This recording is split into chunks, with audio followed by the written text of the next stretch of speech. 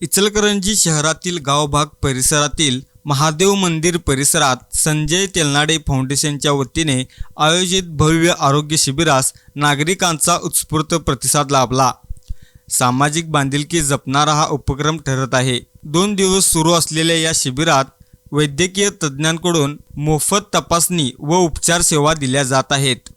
शिबिराचे उद्घाटन नगरसेवक संजय शंकरराव तेलनाडे, सुनील शंकरराव तेलनाडे, नगरसेविका स्मिता संजय तेलनाडे आणि अनुप शिदनाळे यांच्या प्रमुख उपस्थितीत झाले।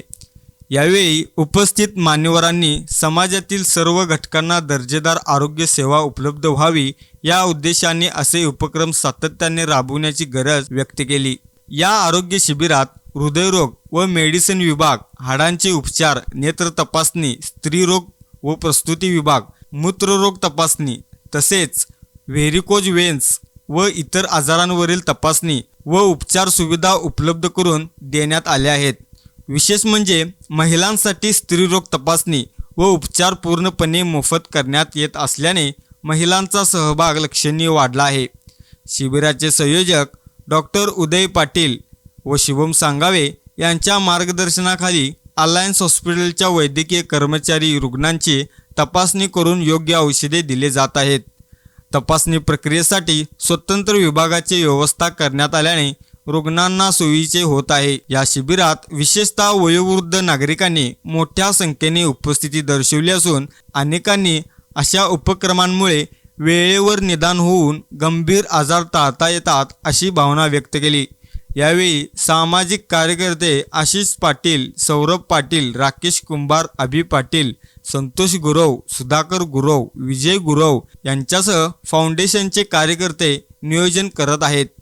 आरोग्य सेवेच्या माध्यमातून समाज उपयोगी कार्य राबवल्याबद्दल संजय तेलनाडे फाउंडेशनचे सर्व स्तरातून कौतुक होत आहे।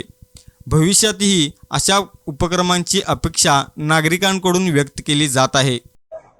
आज गावभाग महादेव मंदिरमध्ये जे संजय तेलनाडे फाउंडेशनच्या माध्यमातून जे आरोग्य शिबिर जे चालू केलेलं आहे, आज शनिवार व रविवार या 2 दिवसासाठी आरोग्य शिबिर संपन्न केलेलं आहे। त्यामध्ये हाडांचा विकार असून देईल, नेत्र असून देईल की चष्मे वगैरे असून देईल त्यांना, व व्हेरिकोन वेन्स असून देईल, ते वेगवेगळे उपचारावर जे आपण जे शिबिर भरवलेलं आहे त्या शिबिरामध्ये आता अनेक मंडळींच्यामध्ये येऊन लोकांचा प्रतिसाद एक चांगल्या पद्धतीने आहे।